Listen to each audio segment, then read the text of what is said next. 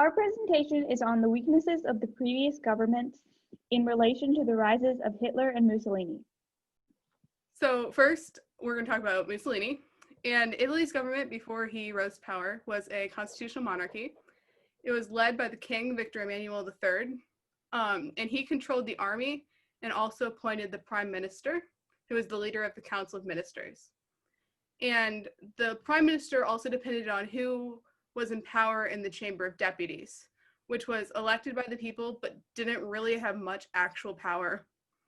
Within the Chamber of Deputies, there were a lot of little tiny political parties, normally 15 to 20. And because whoever the king appointed prime minister depended on the majority within the Chamber of Deputies, and it was elected based on proportional representation, they formed a lot of weak coalition governments to gain the majority, which were groups made up of smaller parties that, when their percentages were added together, had the majority within the Chamber of Deputies. And so then these weak coalition governments led to weak prime ministers, and also gave some of the smaller political parties more representation than they would have otherwise had or should have had. And the weak coalition governments and prime ministers led to a lot of votes of no confidence, which means that the government kept failing. And then they had more elections and new prime ministers almost every year, sometimes more. So, yeah. So the failures of Italy's government. The first failure was the Treaty of Versailles. The people really blamed the government for not getting more out of the treaty because Italy was on the winning side of World War I and expected to get Fiume and Dalmatia, which they never officially got. So D'Annunzio took over Fiume, but the Italian government ended up making him leave, which really angered people, and who were still angry with the Treaty of Versailles. Mussolini also ended up using D'Annunzio for kind of a propaganda figure, as you can see in the top right, with Mussolini and D'Annunzio, and also the D'Annunzio taking over Fiume is what inspired the March on Rome. Another factor that was a failure of the Italian government was veterans. After World War I, the government didn't institute any land reform, which really hurt veterans who didn't have land after coming back. And it's really pushed them towards Mussolini, who he himself was a veteran, and he promised to support the other veterans. Another pretty big failure was the Biennio Rosso, which was the 2 red years.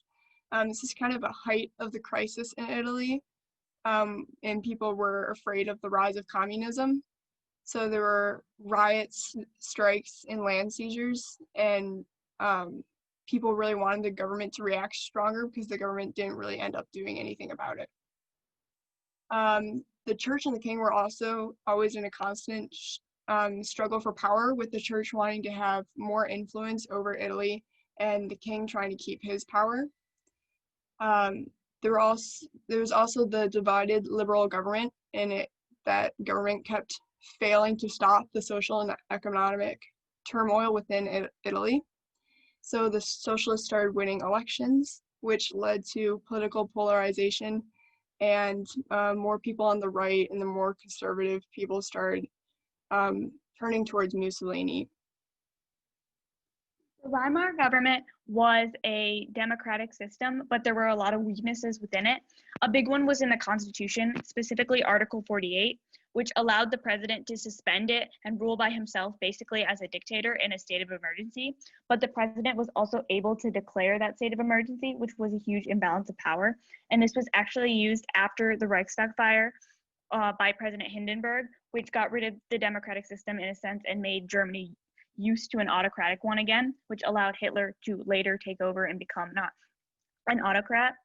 And another rule was that you couldn't remove the president while he was in office, and it was for 7 years, so that was a really long term.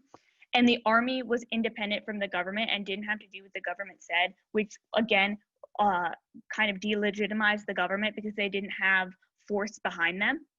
And so a specific part of the government was the Reichstag, which this had the proportional representation system, which caused a lot of coalitions to be made to pass anything. And that made smaller and more extreme parties get more influence and power because they were required to find a majority in a coalition. And that's also what originally made Hitler's like NSDAP or Nazi party to become more influential because they were needed in a right-wing coalition. Also, the parties were pretty divided and they didn't compromise easily, and there wasn't really a strong commitment to the democratic system in Germany because before this system there had been a monarchy, and nobody in Germany was really committed to keeping the democracy in Germany. And Hitler exploited these tensions and weaknesses and the inability of people to compromise in the Reichstag to gain more power.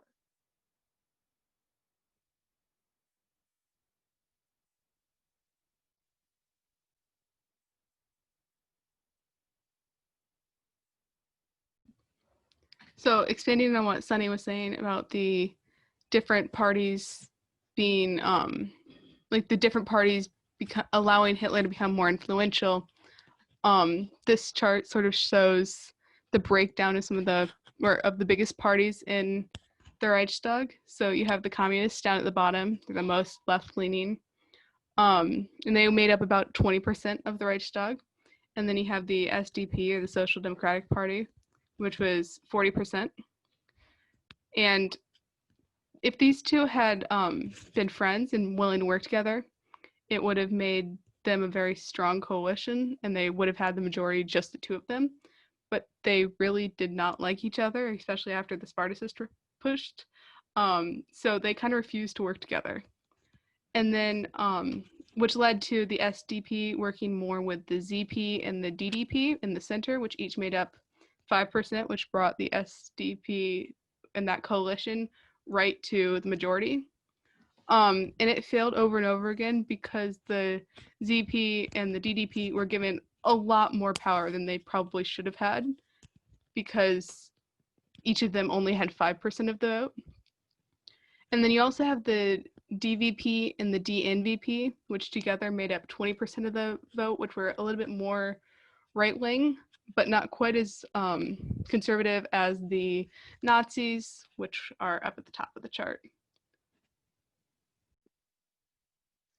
A major failure of the Weimar government was that it was incredibly unpopular with the German people, and Hitler was able to use this as propaganda. He used the Dolchstoß, or stab in the back myth, which was that the Weimar government had surrendered and lost the war, World War I, whereas the army was willing to fight on, when in reality, the army was the one who told the government to surrender.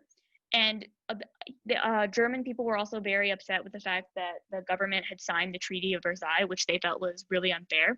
And that really hindered the Weimar government popularity from the beginning, and Hitler was able to use that. Additionally, the first president of the Weimar Republic, Ebert, was from a central political party, the SDP. So he got criticized both by left wing and right wing, which caused him and therefore his government to be kind of unpopular because everyone was pretty much angry at him. And there were lots of rebellions from both the right and the left. The Spartacist Revolt, the Kapp Push, and the Munich Beer Hall Push are examples. But the government was having trouble dealing with both the right and the left because they didn't have any side that really agreed with them. And like Grace said before, with the center parties, they didn't have a lot of popularity anyway. So more people were on the right or the left. And Hitler exploited this kind of failure and the lack of popularity in many ways, but specifically their failure to fix the Great Depression and the hyperinflation crisis